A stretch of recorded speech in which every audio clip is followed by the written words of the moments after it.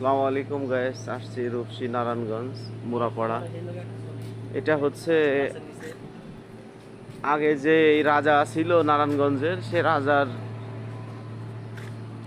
মেয়ের স্বামীর ঘর আর কি। এটা আমরা আমরা আপনাদেরকে বাহিরের দৃশ্য দেখাচ্ছি। আমরা এখন ভিতরে যাব আস্তে আস্তে, দেখতে থাকেন। হ্যাঁ ভাই, আসেন ভিতর দিয়ে ঘুরে আসি।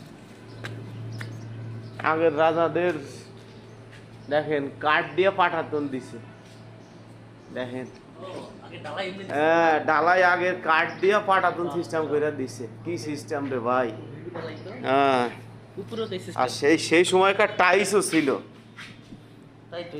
এই যে রাজাদের সময় দেখেন কিভাবে তারা বিল্ডিং বানাতো, দোতলা তিনতলা সিস্টেম করতো। হ্যাঁ ভাই, আরো সামনে চলেন। কত সুন্দর জায়গা ভাই, দেখছেন? আরো আরো ভিতরে আরো অনেক অনেক জায়গা আছে, আপনারা দেখতে থাকেন। এখন সে জায়গায় কলা বাগান হয়ে গেছে। আরো বিভিন্ন কক্ষ আছে, এখানে দেখা যাচ্ছে বিভিন্ন কক্ষ, যেগুলোর হয়তো আমরা নাম জানি না। ভাই নাম জানেন? এইটা হচ্ছে বিশাল কৃষ্ণচূড়া গাছ। এই রাজার বউ লাগাইছিল এটা।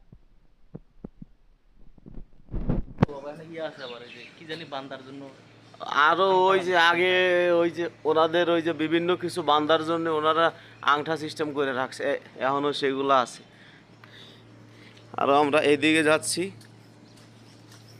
রাজার মেয়ের জামাইয়ের নামটা জানি না। টোটাল এরিয়া ভাই। হ্যাঁ, ওই যে রাজার, আরে ভাই রাজার মেয়ে বিয়ে দিলে কি যার তার সাথে দেয়নি, বোঝেন না? এই যে আরো বিশাল বড় বাউন্ডারি আছে, কিন্তু মশলার ডালাই মশলা, এই যে মশলার ডালাই সিমেন্ট দিছে, ইউজ করে না, মশলার সেই ডালাই খালি মশলা দিছে এই জায়গায়। উঠবে না, ওখানে কত শক্ত উঠবে ভাই এটা?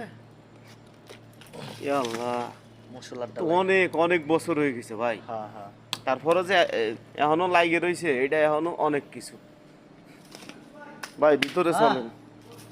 আরে আসি এদিকে আমরা। ইমেল, এই দেখেন রাজারা তখন কিভাবে বিল্ডিং ঢালাই দিত, দেখেন কাঠ দিয়া, হ্যাঁ পার্টিশন দিয়া তারপর ঢালাই দিত। বিশাল একটা ব্যাপার স্যাপার আছে এনে, আমরা সব দেখাতে পারলাম না,